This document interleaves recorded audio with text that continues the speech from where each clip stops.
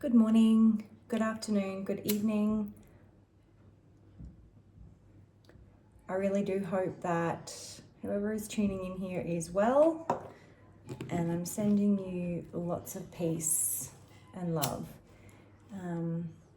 And this is for the highest good. And I do ask that Archangel Michael is here with us for this message because it is a little bit heavy. Not heavy, but it's really important. I'm trying to do this one-handed because my beautiful daughter is feeding and I'm trying to get her to sleep. So we'll just see how we go.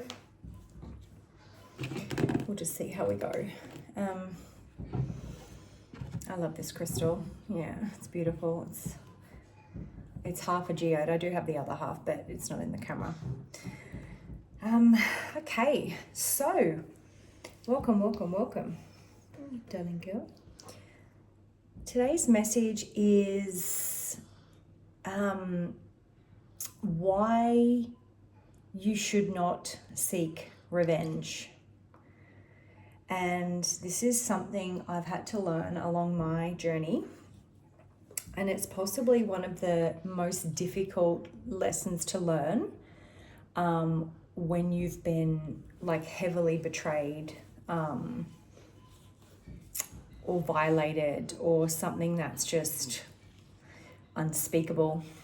Because I've been there, and if you're listening and you've been there or you are there, I just ask the angels to wrap you in like universal love and light and healing and just peace, because I know how difficult that it can be and is. And I'm not downplaying that whatsoever when I bring this through, because the angels actually had to teach me this. And I'm still, I guess, in some ways, I'm still learning how to forgive. But this message is about why you shouldn't seek revenge. When we seek revenge on someone who's done us really wrong, a lot of the time it's in love, right? Or it's a partner. It might be a childhood issue. It might be someone that's like stolen from you or cheated on you or betrayed you or is just violent and nasty. Revenge will only keep you tied to that very emotion and vibration and timeline. And it took me a while to understand what that really means. And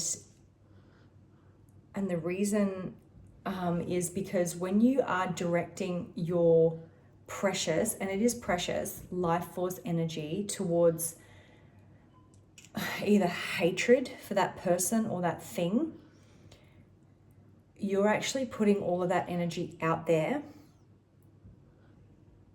to the universe and saying, I want more of that.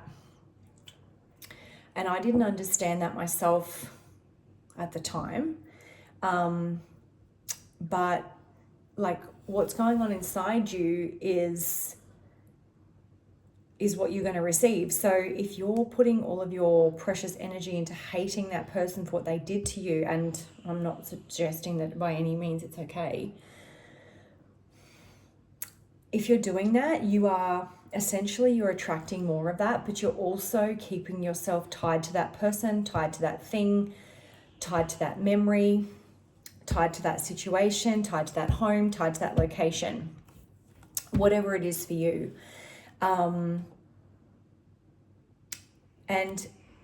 forgiveness is not actually for that person, it's for you. And I read this really beautiful quote once a long time ago that said, for giftness,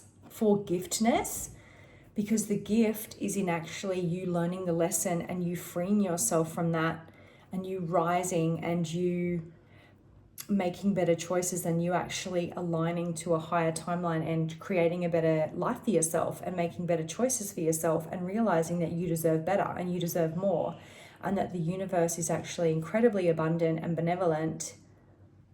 But we have to actually let go of the feelings of like wanting revenge on that person. So like,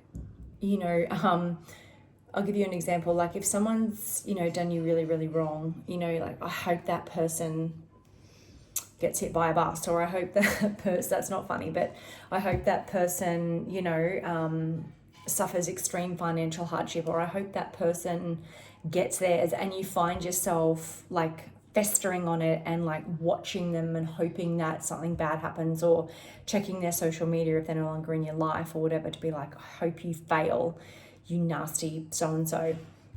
That just keeps you tethered to them and your soul tethered to that contract and that lesson. And we want to graduate from that lesson and get the fuck out of there, because we don't actually want to be in that energy. We never wanted to be in that energy, but that lesson has come along to either show us that we were holding that within us, or that they're a mirror for something that happened to us in our childhood, and we need to face that. And like when the stuff happened to me, I was like, I cannot believe this. Like, I don't feel this way about people. I don't feel this way about other people. I don't wish this on other people. Like, I would never do something like this to someone. And what I actually found when I dug really deep and did a lot of shadow work, and it's very, very painful, was that person's actually a direct mirror, a reflection of what happened to me as a child. And I was still holding on to so much pain and fear and sorrow and rage that I hadn't processed, and it was stuck within me. It was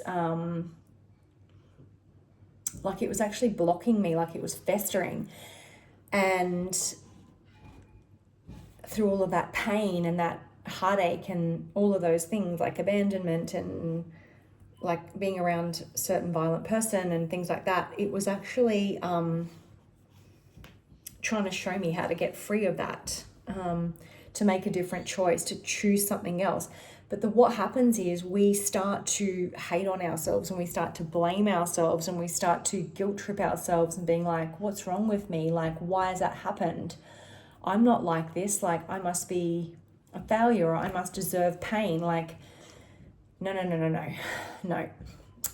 It's come. You've manifested that because it's within you, and it's to set you free. Like, the reason that we face obstacles is so we can overcome them. And I got that message really clearly today. The reason that we face obstacles is so we can overcome them. So we can completely overcome them and move on from them. Because if you're hoping and wishing for revenge on someone, it's like being tethered to poison. It's like, we've all heard the saying, it's like drinking poison and hope the other person dies, not you. Because they actually don't care. They don't care. They don't care because they did it to begin with, but they actually don't care, and it's not affecting them. You basically getting turned inside out with hopes of revenge, like that's not touching them. They don't care at all.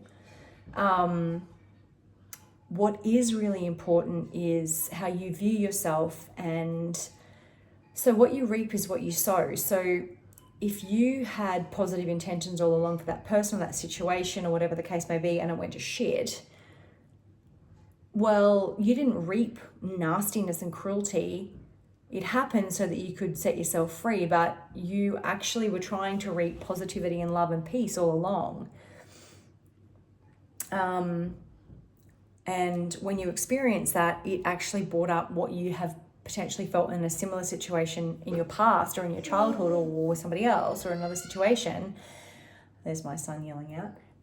So it's trying to alert you to that and to actually get rid of that negativity and that pain and that poison that's within you, so that you can be free and you can make a different choice and you can elevate to a higher timeline and graduate from that lesson, so you can live your best life because you deserve it. And if you could only see, as hard as it is, if you could only see that it's there to set you free,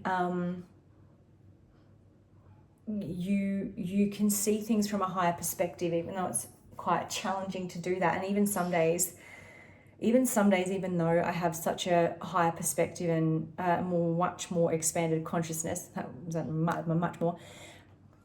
much more expanded consciousness on the situation, there are still days that we're human and it hurts and we're like, oh, fuck, that really sucked. And, it can really suck, but what you don't want to do is ever go back to that or ever stay in that, because like the pain is actually alerting us to get out of that. And I read this quote once years ago by Teal Swan, who she's a spiritual teacher.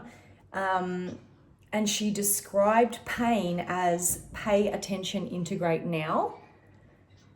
Like basically saying that the reason that this pain or this memory or this situation has manifested is to pay attention to like either whatever you're holding within you, whatever's trapping you, whatever's happened to you in the past, and to integrate those lessons and make a different choice now,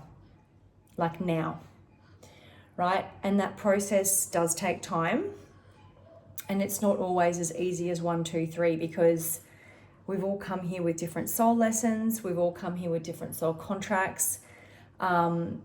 We all have karma to clear. We all have a different journey and a unique journey. And some of us have come here to break really heavy bloodline generational curses, which means yes, darling, I'm coming, which means that our journey is likely harder because we're a chosen one. And it doesn't mean that you're better in terms of you're chosen. It means that you're chosen to free that, and to basically move more into New Earth and into a golden age. So I just want you to know that if you're having those thoughts and feelings, to forgive yourself first and foremost and stop beating yourself up. That's number one. And secondly, it's to help you forgive and release that, no matter how heinous it is, so that you can be free and you can make different choices for you, your children, your future. All right. I have to go because my darling boy is yelling out to me, but I'm going to pull one angel card. I'm going to pull one angel card from this deck because I love it.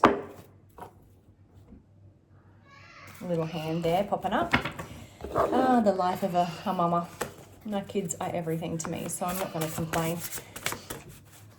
Angels, please give us one message of guidance that you want us to know right here, right now, for the highest and greatest good of all and for all those listening. Oh, there we go. It just flew out. What does it say? Oh, wow, that is so true. Sorry about that, guys, if you can hear my little toddler. He's just screeching. I create daily habits that put my goals into action and my gifts into service. That's right.